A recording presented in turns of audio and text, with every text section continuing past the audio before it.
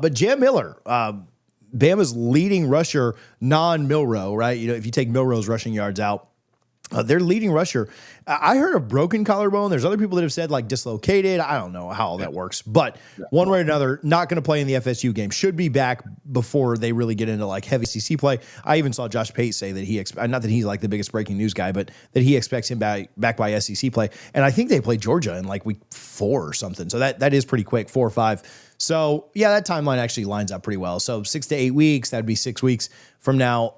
So not a long-term thing. He had 145 carries last year, 668 yards, 7 touchdowns, a 4.6 average, 16 receptions, 155 yards, which is a 9.7 average, and a touchdown through the air as well. Again, led Alabama in rushing behind Milrow. I don't think he's like Lacey or one of these guys, but he's certainly their best. Like, and I spoke with somebody that covers the SEC pretty specifically before we got on here and just kind of asked like, how big of an impact is this? And they said like, yeah, like they're not going to be able to establish the ground game the way they wanted to. Now, can they still establish it? Can they still be a very effective running team? That a lot of that has to do with both lines of scrimmage. But when you're talking about a guy that they were leaning on to be their workhorse, this wasn't like a running back by committee. This was hey, Milrow's not here. This guy's going for 1,000 yards. And he still might if he plays in 7 or 8 games. But I do think this is a big deal. And certainly not happy that a kid got hurt. Like that, we're not celebrating that, but does have an impact on the game. And so we're going to talk about it. I think FSU catches a break here. And I'm not running around the house. I don't know that the line hasn't moved. But when you talk about some of the minor things in the game, hey, you've got a guy that's starting for the first time in a big-time road environment, and you take away one of the things that Bama was going to lean on, that being the running game. I think it is a very big deal that he's not going to play in this game, and Florida State very much catches a break. Now, there's 2 weeks left before the season. Florida State could give that break right back, and we're going to talk about some of the guys that are banged up for the Noles. But, man, this is massive news for both Alabama and Florida State, and, again, not trying to celebrate it too much, but probably, as awful as it sounds to say, probably good news for FSU.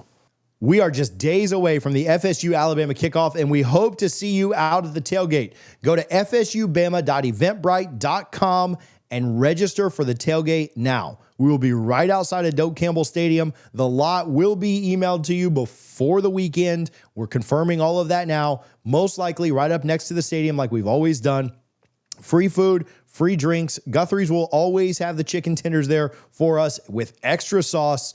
Make sure that you come out and hang out with us. Don't worry about anything else. I've had people ask, parking is not included, so park on Gaines or park somewhere on Tennessee and walk over. Quick walk everywhere there in Tallahassee near the stadium, but come hang out with us and tailgate. FSUBama.eventbrite.com. Go get your tickets today. We will look forward to seeing you at the tailgate. Yeah, it is. And to your point, you never want to, celebrate injuries, even if it's, your most hated player on a rival team. I would never celebrate an injury. So I just want to be clear about that. But it does change the dynamics of what's going to happen in that game and how you game plan for it and what Mike Norvell and Tony White and everyone is going to do. I think that is an extremely, important piece of information. And I just, I hate it for the kid because you never want to see anybody get hurt. Tim Tebow, I probably hated more than anybody in college because he was at Florida the 4 years I was at Florida State, but I never wanted him to get hurt. Like, I just don't, that's not something to cheer on, but it does impact the game. And I think with him being out, I think that FanDuel has it at 13.5 right now in Bama's favor for their spread. Maybe that's down a little bit. And we both picked us, about 20 minutes ago to lose to Alabama.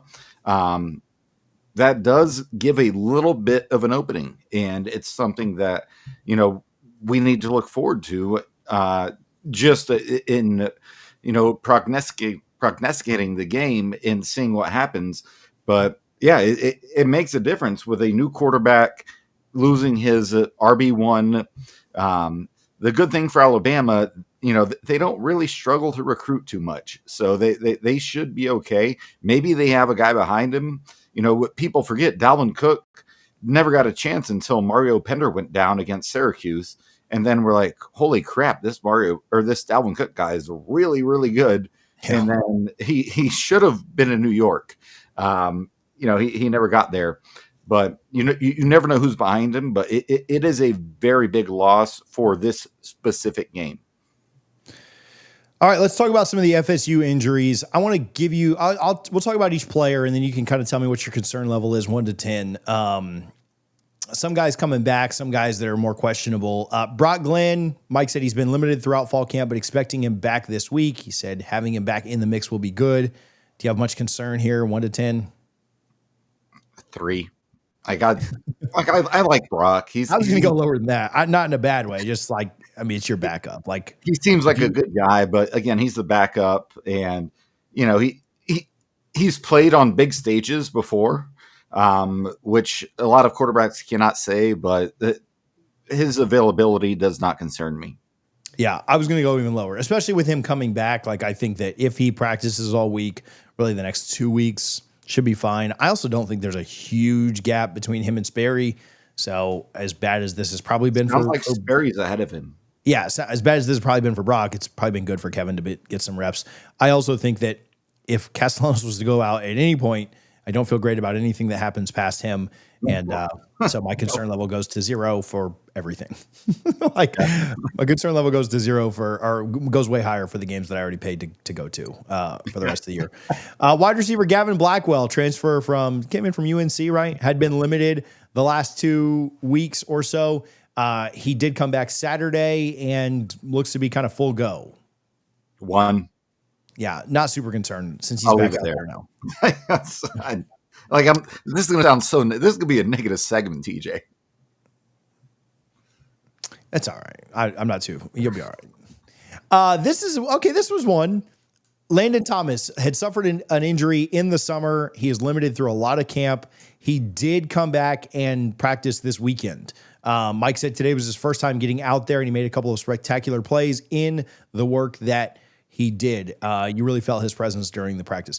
I'm not as concerned. So a number, I don't know if a number really makes sense for this one because he's back out there. Maybe I shouldn't have asked a number on Gavin either. But I do think this is a good thing. I think it's really good to have him out here. Having multiple options for that tight end position and be able to utilize that both in the run game and the pass game. Like, again, I don't have a number for this because he's back.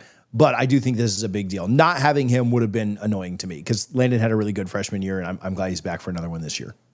Yeah, he has by far the highest ceiling of any tight end on the roster. So I'd go as high as I'm going to go El Presidente, an 8.4. Like, he is valuable.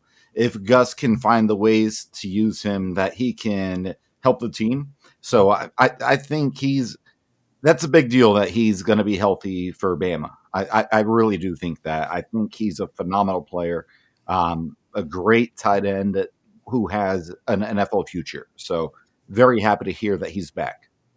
Wide receiver Squirrel White will be pretty limited this week. Norvell said that Florida State is feeling confident that he'll be back for the opener. Feeling very confident. Let me get the quote right. Feeling very confident is the quote that he'll be back for the opener. Sorry, I'm reading through an entire press conference here, trying to not miss anything. But I do have some concern here. I'd put this up at like 7 or 8. I mean, you look at a guy like Jason Jenkins who was able to get back in less time, but I do think that every rep that these guys can get with Tommy and the offense is important. And if he's your wide receiver too, and he's not able to practice the week or two before Bama, I do think that's a big deal. So I don't know what number I just said, but 7 is my number here. I'd say 9. Just because our wide receiver room is not good at all. So you need every bit of talent you can have. And if he's not 100%, again, I don't think we're beating Alabama. The next 2 weeks are pretty easy games. And then you expect everyone to be close to 100% by the following game. But I'd put this at a 9 because, if you want to have any chance to upset Alabama, you need him at least 90%, in my opinion. And then Kevin Wynn, injury last week. Norvell said, we'll see exactly where things go with that. That could be one that could stretch out a little bit. I actually messaged somebody. I don't know if he's back for that Bama game. I think it'd be great if he was. I don't think FSU I mean, they're certainly not letting anything out about it. I will say some of my concern is toned down a little bit because I've talked about this. I don't know how much the true freshman was going to play in week 1 against Bama. So it'd be different if this was like week 8 or something and he'd already kind of established himself in the rotation. So a little bit of concern for him personally, not as much concern for the game because I don't know that.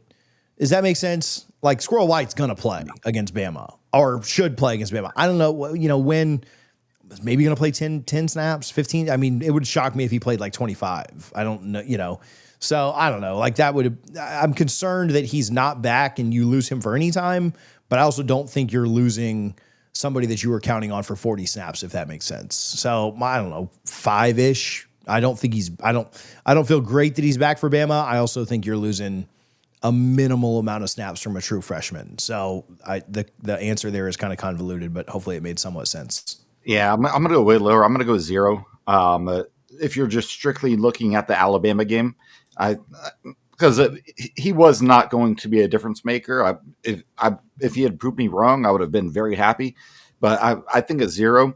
But I do think losing him for the next 2 games is a big deal because those are a lot of snaps, a lot of game experience that he can get at the college level that would have potentially propelled him, as he continues in his career. But for the Bama game, start of the season, it's a 0. For the rest of the season, depending on when he gets back, I think 5 is appropriate. I'll agree with you there. Lane McCoy is one that Mike didn't talk about, but have seen him in a boot. We talked about him just a little bit last week. The kid that got on the field for you as a true freshman last year. Not that it was super tough to get on the field as a true freshman, but a ton of talent. I don't know if he's back for Bama or not. I think that's the goal, is to get him back as quickly as possible. This isn't something that Mike has talked about much. Again, for him personally, it's probably 6 or 7 for the game itself. Again, I think you've got guys that are comparable to his talent level, Elijah Moore and Jalen Boggs and even Gavin Blackwell and, Jalen Lucas and different guys that it's not a massive drop off. This isn't Deuce Robinson that's out. I do think every little piece that you don't have out there is certainly, not ideal. For the Bama game, it's probably like a 4-ish, maybe 3. Again, the tough thing is we're both predicting a loss there. So it's like, oh, what would you lose by another 6, or something like whatever. But I do, there's a little concern. I'd like to have him back for the Bama game. I do think it would help. So I don't know, 6-ish, 7-ish for me for Lane McCoy. 5.8. No, I do think he actually has a lot of talent. I really do. He didn't do a whole lot last year, but he's one of those guys like it. I guess the first person that comes to mind is Preston Parker, who, was a 3-star recruit. Nobody thought anything of, and out of nowhere, he became, the guy at Florida State in the wide receiver room. I think McCoy could be that guy. So I definitely think that he could help Florida State, especially in that room. But again, if we're looking strictly at Bama, 5.8. But if we're looking at the season, I'd go as high as an 8 because I do think he has wide receiver 1 potential. I do think he'll be back. I don't think that'll be something that keeps him out for the year or anything like that. But yeah, like if it was to linger on and stretch out, yeah, I'd be up there with you going even higher. So